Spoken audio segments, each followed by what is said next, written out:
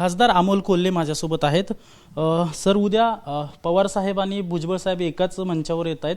भुजबळ साहेब गेल्या कित्येक दिवसापासून मंत्रिपद न मिळाल्यामुळे नाराज आहेत आणि उद्याची त्यांची पवार साहेबांची आणि भुजबळ साहेबांची भेट होते. काय नेमकी असू शकतं या भेटीत? नाही, उद्याचा कार्यक्रम हा राजकीय कार्यक्रम नाही आहे. चाकण कृषी उत्पन्न बाजार समितीच्या आवारामध्ये क्रांतीसूर्य महात्मा ज्योतिराव फुले आणि सावित्रीबाई फुले यांच्या पूर्णाकृती पुतळ्याचा अनावरण समारंभ आहे. आणि या समारंभाच्या निमित्तानं तिथल्या सगळ्या स्थानिक पदाधिकाऱ्यांनी आदरणीय शरदचंद्रजी पवार साहेब असतील आणि भुजबळ साहेब असतील या दोघांनाही आमंत्रित केलेलं आहे. तर मला वाटतं की लगेच त्याला कुठले तरी राजकीय अर्थ देण्यात काही तथ्य नाही आहे. मुळात हा राजकीय कार्यक्रम नाही, त्यामुळे या अनुषंगाने होणाऱ्या चर्चांना मला वाटतं काही महत्त्व द्यायची आवश्यकता नाही. भुजबळ साहेब नेहमीच ओबीसींचा आवाज झालेला आहे. ज्यावेळेस राज्यात वातावरण मराठा विरुद्ध ओबीसी झालं होतं त्यावेळेस भुजबळ साहेबांनी ओबीसींची बाजू मांडली.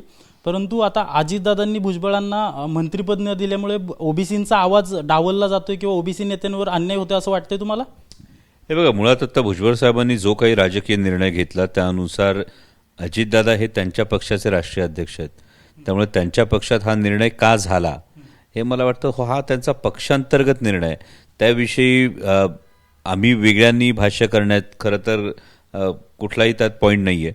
आणि मुळात हा पक्षांतर्गत निर्णय असल्यामुळे आता कदाचित दादा बाहेर आहेत आणि त्या आल्यानंतर तेच त्याच्यावर उत्तर देऊ शकतील. पण छगन भुजबळांवर अन्याय झालाय का असं तुम्हाला, तुमचं वैयक्तिक मत काय? अन्याय झालाय की नाही झालाय? हे बघा, यामध्ये पद मिळालं नाही तर 100% अन्याय असतो, पद मिळालं तर 100% न्याय असतो. या पलीकडे जाऊन हा एक पक्षांतर्गत निर्णय, त्या पक्षांतर्गत निर्णय घेत असताना त्यांच्या अध्यक्षांनी त्यांच्याशी चर्चा केली नाही केली, स्वतः भुजबळ साहेबांनी मीडियाशी याविषयी वार्तालाप केलेला आहे आणि त्यानंतरही त्यांची नाराजी दूर झाल्याचंही त्यांनी काही शेवट जे त्यांची काही विधानं ऐकली त्यामध्ये ती गोष्ट दिसते.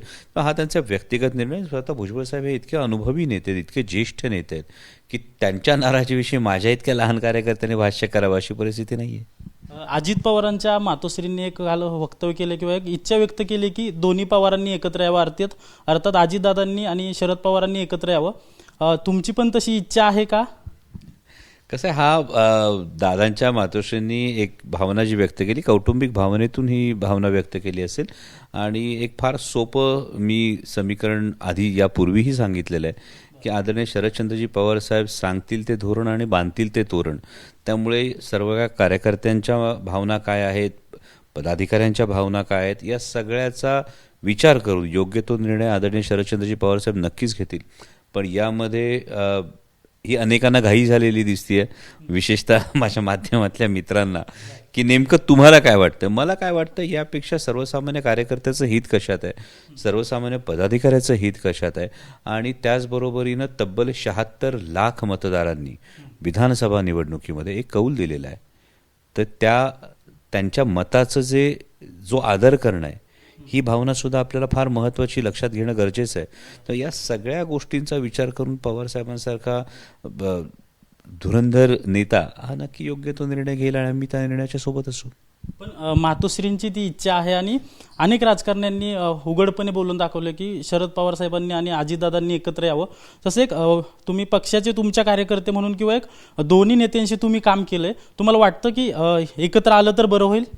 मुळात मला असं वाटतं की पक्षाला आदरणीय शरदचंद्रजी पवार साहेबांच्या विचारावर विश्वास ठेवून आज जर तुम्ही बघितलं असेल तर एकूण राज्यामध्ये अजितदादांच्या पक्षाला मिळालेलं एकूण मतदान जर असेल तर ते साधारणतः 9-9.5% आसपास आहे. एकूण आपण जेव्हा मतदानाची टक्केवारी बघतो आणि शरदचंद्रजी पवार साहेबांच्या पक्षाला मिळालेलं मतदान जर बघितलं तर ते 11.76%. आता यामध्ये जागा वेगवेगळ्या लढवल्या ही गोष्ट मान्य आहे, पण 58 लाख मतदारांनी अजितदादांच्या पक्षावर विश्वास दाखवला आहे.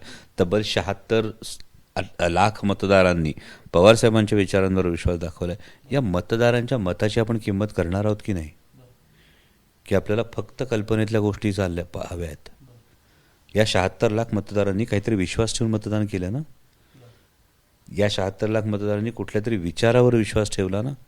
मला वाटतं की आत्ताच्या एकूणच राजकारणाकडे बघण्याची आपली इतकी सोयीची एक भूमिका व्हायला लागलेली ना, या पाठीमागं जाऊनसुद्धा या सगळ्या वैचारिक लढाईचं, या विचारधारेशी काहीतरी आपण बांधिलकी अजून जपली पाहिजे अशी मतदारांची भावना असल्यामुळे त्यांनी मतदान केलं आहे. आणि मग या सगळ्याचा सारासार विचार करून जो काही निर्णय होईल त्या निर्णयाची वाट पाहू. बीडमधलं संतोष देशमुख हत्या प्रकरण आपण पाहताय. खरं तर धनंजय मुंडेंचा राजीनामा मागितला जातोय. मोठी मागणी आहे, पण धनंजय मुंडेंचा राजीनामा या सरकारमध्ये घेतला जात नाहीये. हा पुन्हा पक्षांतर्गत विषय. यापूर्वीच्या काळात जेव्हा या पद्धतीच्या गोष्टी घडल्यात त्यावेळी त्या पक्षाच्या अध्यक्षांनी त्या मंत्र्यांचे राजीनामे घेतल्याची अशी अनेक उदाहरणं आहेत. जेव्हा एखाद्या चौकशीच्या विषयी शंका निर्माण होते त्यावेळी एकतर स्वतःहून ही चौकशी निष्पक्षपातीपणानं व्हावी या दृष्टीनं राजीनामा देण्याची एक सुसंस्कृत महाराष्ट्राची परंपरा आहे, किंवा अनेक ठिकाणी पक्षाध्यक्षांनी तसा आदेश दिल्यानंतरही राजीनामे दिल्याची ही गोष्ट आहे. मस्साजोगचे सरपंच संतोष देशमुखांच्या दुर्दैवी हत्येच्या संदर्भामध्ये ज्या पद्धतीनं लोकांचा रोष आहे तो नक्कीच लक्षात घेतला पाहिजे. अतिशय निर्घृणपणे ही हत्या झालेली आहे आणि कोणत्याही आरोपीचं ग्लोरिफिकेशन करण्याचं, कोणत्याही आरोपीला पाठीशी घालण्याचं मला वाटतं कुठलंही कारण नसावं, ते नसलं पाहिजे. आणि ही चौकशी पूर्णपणे निष्पक्षपातीपणानं होण्यासाठी. आणि जेव्हा तुम्ही सरपंच संतोष देशमुखांच्या लेकरांना आक्रोश करताना बघता, म्हणजे एकीकडं आम्ही लाडकी बहीण म्हणायचं आणि दुसरीकडं ती लेक स्वतःच्या वडिलांच्या न्यायासाठी जर टाहो फोडून आक्रोश करते, तर माणूस म्हणून किमान काळीज द्रवलं पाहिजे. आणि ही चौकशी निष्पक्षपातीपणानं होत असताना कोणालाही पाठीशी न घालता दूध का दूध पाणी का पाणी झालं पाहिजे, हीच भूमिका आहे.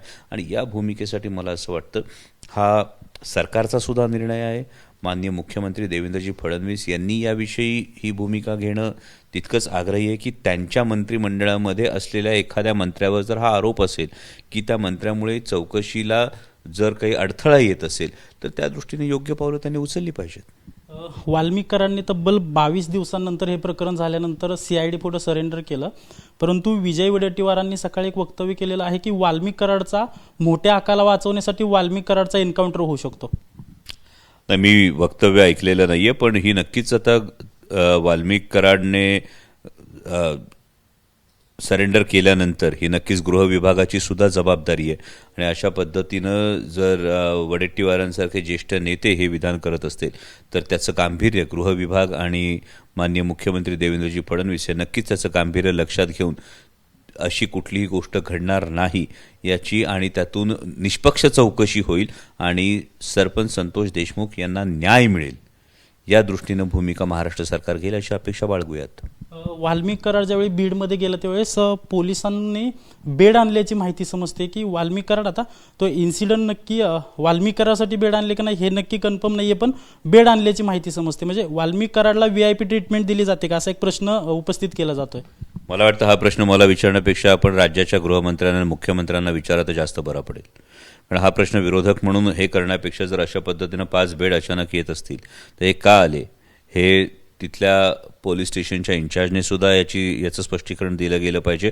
आणि याच पद्धतीनं माननीय मुख्यमंत्री देवेंद्रजी फडणवीस यांनी सुद्धा या पद्धतीचं गुन्हेगारीचं उदात्तीकरण आपण करतो आहोत का. आणि माध्यमांनी सुद्धा हे सगळं वार्तांकन करत असताना एक अत्यंत चांगली भूमिका घेतली आहे. पण त्याचबरोबरीनं काही माध्यमांच्या बाबतीमध्ये कुठेही गुन्हेगारीचं उदात्तीकरण होत नाही याचं एक भान हे सगळ्यांनी या केसला वार्तांकन करत असताना नक्कीच पाळायला हवं. आणि मी माध्यमांचं मनापासून कौतुक करतो की माध्यमांनी ज्या पद्धतीनं हे प्रकरण लावून धरलं त्यामुळे नक्कीच तपासाला एक वेगळी गती मिळाली आणि सरपंच संतोष देशमुख यांना न्याय मिळण्याची, त्यांच्या कुटुंबाला न्याय मिळण्याची एक खरोखर मोठी आशा ही निर्माण झाली आहे. पण मला वाटतं की हा जो तुम्ही प्रश्न विचारला या पद्धतीनं गुन्हेगारांचं उदात्तीकरण आणि अशी VIP ट्रीटमेंट या गोष्टींचं खरं तर उत्तर माननीय मुख्यमंत्र्यांनी द्यायला हवं. 5 तारखेला आक्रोश मोर्चा काढला जातोय. संतोष देशमुख आणि सोमनाथ सूर्यवंशी यांना न्याय मिळावा म्हणून पुण्यात आक्रोश मोर्चा काढला जातोय. तुम्ही या मोर्चामध्ये सहभागी होणार आहात का? ते 5 तारखेला माझा दुसरा पूर्वनियोजित कार्यक्रम असल्यामुळे 5 तारखेला मी या मोर्चाला नाही आहे, परंतु या मोर्चाचं जे उद्दिष्ट आहे त्याला माझा पूर्ण पाठिंबा आहे. पुण्यात जो सकल मराठा समाज किंवा सर्वपक्षीय मराठा समाजाकडून 5 तारखेला सोमनाथ सूर्यवंशी आणि संतोष देशमुख यांना न्याय भेटावा यासाठी मोर्चा काढण्यात येणार आहे.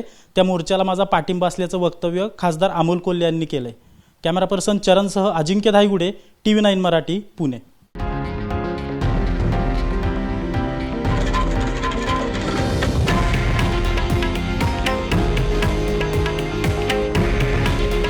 हे आहे देशातील नंबर 1 न्यूज नेटवर्क आणि आपण पाहत आहात TV9 मराठी. काळजी तुमची, हित महाराष्ट्राचं.